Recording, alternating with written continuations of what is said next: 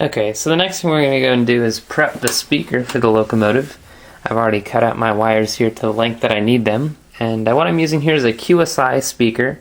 It's a small oval bass enhanced speaker, and it's a 16mm by 35mm speaker, and this is the Baffle which matches it. So if you want to look into that, I will have all the parts that I use for installing the sound decoder in the description of the video, which will be right below the video here. So anyways, first off, we're going to go ahead and solder our 2 wired leads to the speaker itself.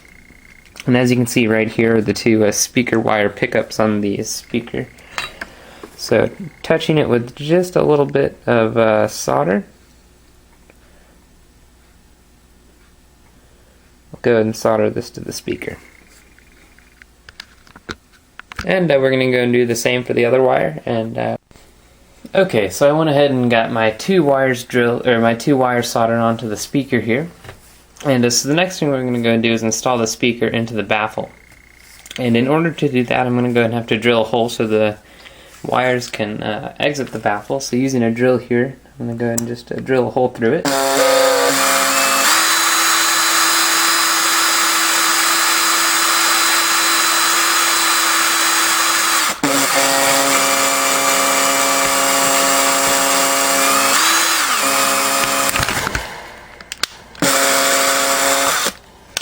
So there you go. I can. Alright, see, I got that hole drilled. Got that hole drilled. Now we're going to go ahead and feed our wires through the hole which we just drilled. And it's going to be a little tight, but we actually want it to be like that.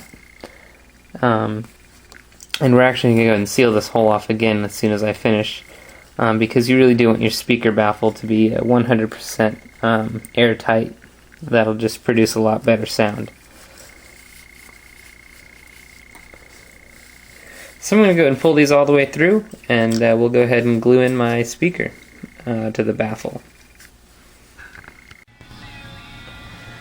Alright guys, so I went ahead and got my speaker installed in the baffle, and as you can see here, I went ahead and just glued some very small pieces of styrene onto the 4 corners because there were 4 screw holes there, and anyways, now it's airtight that I've got that done.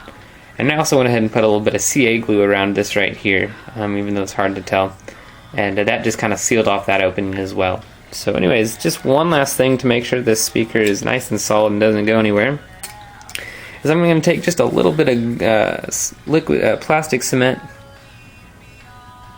and just go ahead and fill the gaps, especially in the corners. I'm not going to do right here because it's a little too close to the speaker, and I definitely don't want to get any glue on the speaker itself.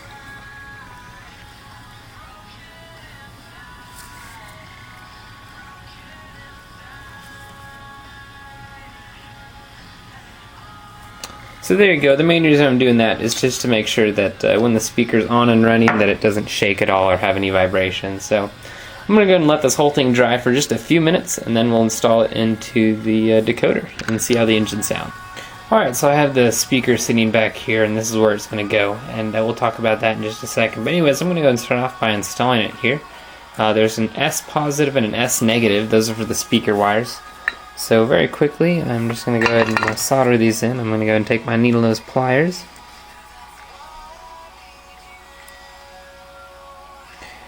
And just go ahead and set them in the holes right here. And we'll do it one at a time, I guess. But anyways, I'm just going to go ahead and solder this in.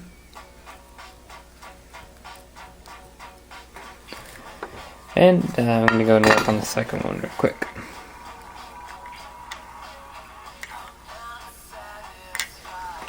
Alright, so again, I'm just going to go and take my soldering iron and get that soldered on. And as you can see right here, the speaker isn't glued on, but this is where I'm going to put it.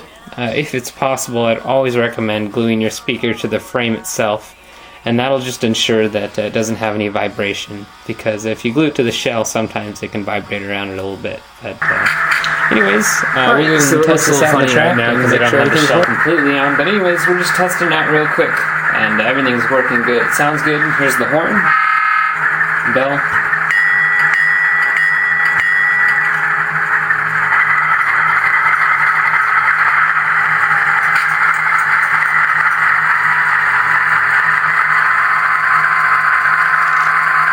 and it runs forward and backwards just fine.